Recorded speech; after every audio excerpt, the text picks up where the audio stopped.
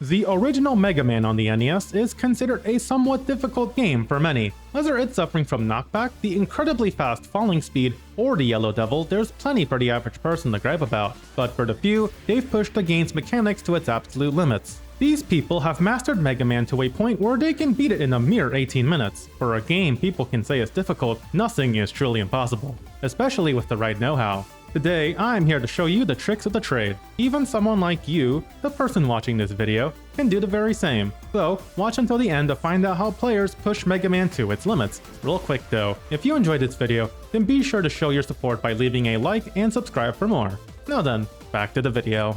For those who clicked and don't know, the premise of the game is quite simple. You defeat 6 robot masters, invade Dr. Wily's castle, and solo level the Mad Doctor. All you need to do is move the D-pad and press A to jump and B to fire. While that sounds easy enough, the game is mired with that classic old school level design. For most people, it's just a matter of timing and practice. Eventually, you'll memorize the stage layout and know when to time your jumps. As for the bosses, you'll also memorize what special weapon they're weak to. Therefore, you'll know the optimal order for taking down the bosses. On surface level, that's all there is to the game. But if we dig underneath the layers just a tad, we'll uncover a new level of optimization we didn't think was possible. As a visual reference for the rest of the video, I'll be pulling a speedrun performed by the current record holder for the Mega Man any% all stages speedrun, or King34. As of this video, they achieved the top spot on June 24, 2026, which is rather recent. Considering that the remaining 4 of the top 5 were done 7 years ago, that's very impressive. With all of that said, let's dive straight into the speedrun. Right here, the run starts with Cutman, a very optimal start for any Mega Man speedrun. So far, it starts off like how any run should. But let's skip a bit until right here, this single frame of Mega Man taking damage. Already, we're witnessing one of the basic techniques, that being the knockback prevention. What possible fancy trick could they have done to do this? Using the second most powerful tool in the game, of course, the pause screen. Right at the moment of taking damage, you pull up the pause screen. This will take away any knockback you would have taken, allowing you to move during iframes without any issue. Though, if you think that was the only maneuver performed, you are sorely mistaken. There are 2 techniques being used in this very instance, the first being the knockback prevention, but the second is ladder alignment. At a specific point, you can jump while holding down. This will cause Mega Man to perfectly align himself with the ladder so that you can grab and climb without needing to perform repeated jumps to get it right. And as you can see, not only does Working do it once, but they do it twice while still in iframes to jump boost all the way to the top. They're both basic compared to what's in store, but the basics are key to pushing your gaming skills to the limits. Now watch closely, because this next technique is but the tip of the iceberg when it comes to breaking this game's design. This is the wrap technique, and it's a great skip, but I'm sure you're confused on how it works. You see, when you jump out of the game's boundaries up here, the game will think you're down here. So whenever you have to move downwards in the level, you jump up in the same column as a ladder on the bottom, then press the A button to immediately grab on that ladder, skipping the entire section. This will be very important going forward, as there will be a few sections in the game with this design. But moving forward, we'll finally skip over to Cutman to witness just how easy it is to obliterate the bosses in this game, even without their weaknesses. Now, normally those weaknesses are what allow you to deal immense damage to the boss, finishing them in record time without having to actually deal with them. But we have a way to do this with just a Mega Buster and even faster time. Remember the pause screen? Not only does it get rid of knockback, but it also doesn't pause iframes either. Meaning the moment Mega Man shoots and Cutman takes damage, Working pauses and repeats the process until they're done. While it sounds like that's all there is to it, we're not done just yet, so let's keep going. The next stage is Elect Man, as we jump ahead towards this section right here. Elect Man stage features plenty of vertical movement, especially involving ladders. Due to Mega Man's slow ladder speed, it can be detrimental to the run if you can't go at it fast enough. At the same time, there are also enemies that can ruin your day if you let them get the drop on you. But stopping and shooting is also time consuming, and it's not recommended to just blindly ladder up either.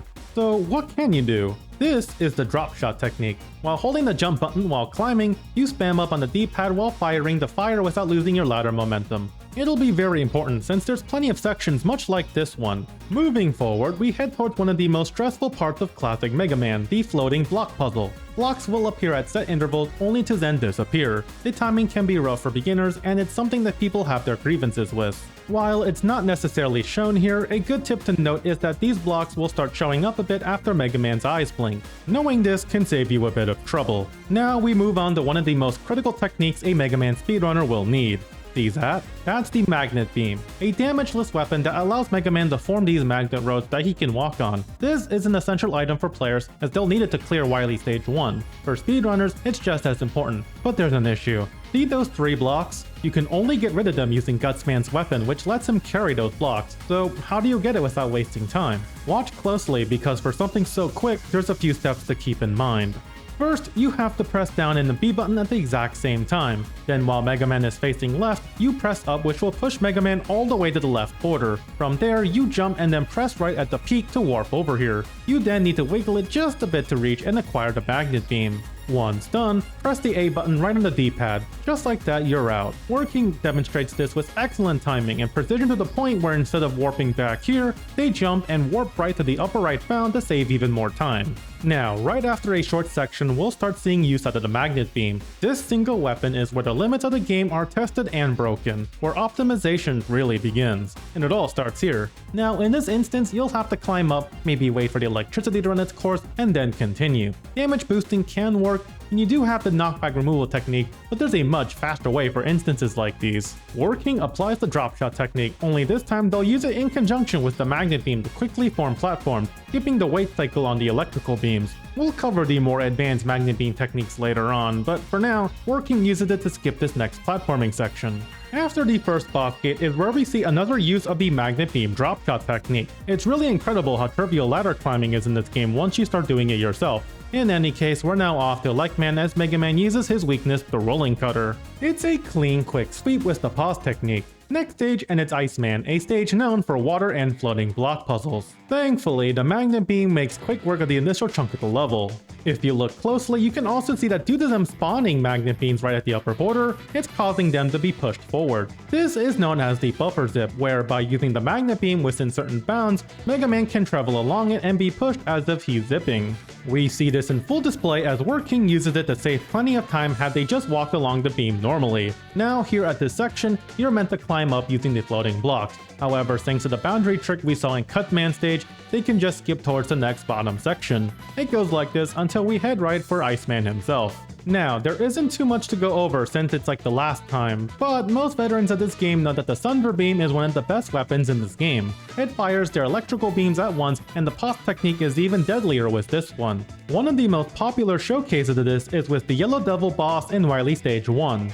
Now, we're on to Fireman as things start off with the use of the buffer zip going right through this wall. You'll be seeing this a lot from here on. Anywho, the stage progresses like normal, a few buffer zips and warps here and there. With all of these techniques together, you can see just how fast it takes to get to Fireman himself, and of course, no need to go over the boss.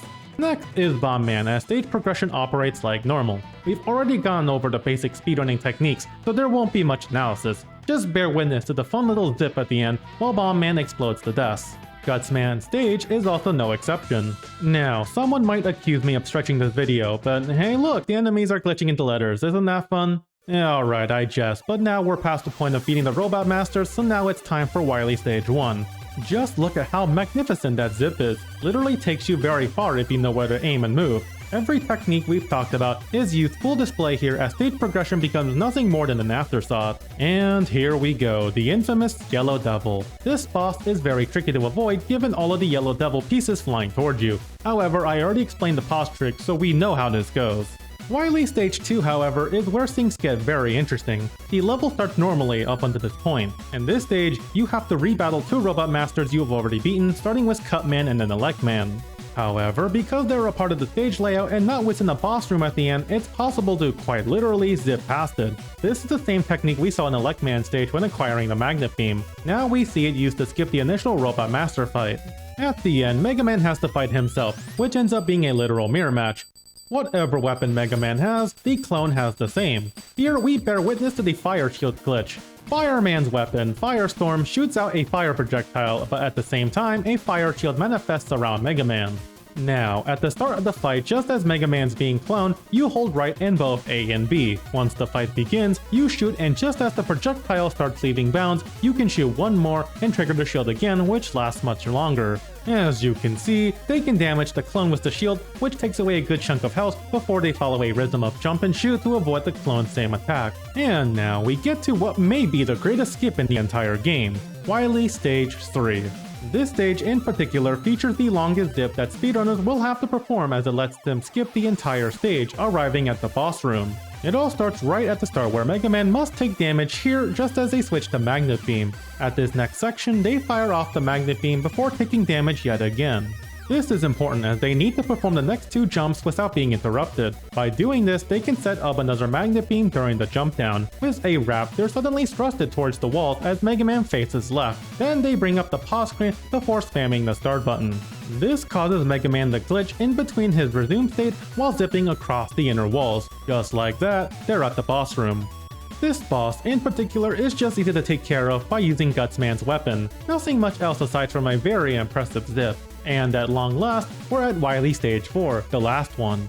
One thing I've neglected to mention is that weapon energy doesn't refill in between the Wily stages, so it's important for speedrunners to grab those weapon energy refills when they know they need to. Keeping track of how many uses you have left is essential. Now, a few buffer zips and it's time for the Bomb Man rematch. No skips here though, so you'll have to fight them the old-fashioned way. I'm just kidding, you can absolutely skip using the buffer zips. You face a little to the right as Mega Man faces left. Place the necessary magnet beams to perform the buffer. Then you must take damage from Bomb Man's bomb from a certain height. When this happens, the wrap is soon performed as we skip right towards... Don't worry, this is part of the plan. See, by dying, which will happen, you'll spawn right in front of the boss gate due to your respawn point changing. And now we're finally at the Dr. Wily fight, which, compared to everything thus far, is considerably easy. You take advantage of the fire shield glitch and do away with his health before he even has time to reconsider his life choices. And just like that, King has achieved the world record for the Mega Man 1 any % all stages speedrun in just 18 minutes and 4 seconds. And wasn't that just a fun way to experience classic Mega Man?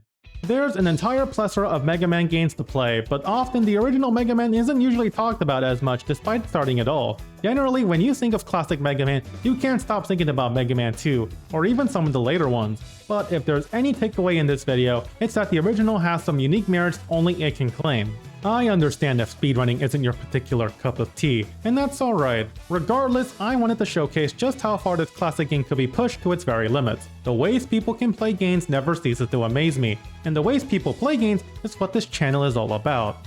Even if you aren't a dedicated speedrunner, I think there's plenty of interesting things to take away here. Perhaps this might get you to replay Mega Man 1 and try some of these tricks yourselves.